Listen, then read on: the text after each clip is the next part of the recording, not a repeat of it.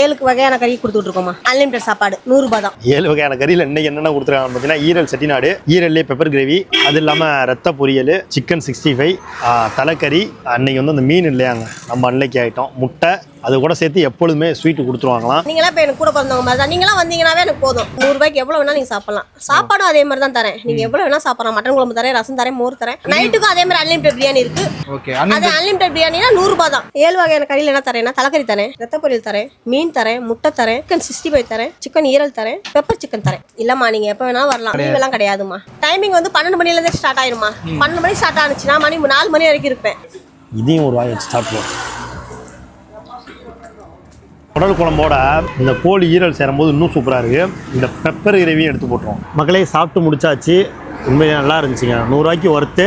Number 1 biryani hotel Jiyapuram. ஓகேங்களா, திருச்சி ஜியபுரத்தில் இருக்குது. திருச்சி சத்திரத்துலேருந்து கரெக்டாக 8 கிலோமீட்டர். பாய் பாய்.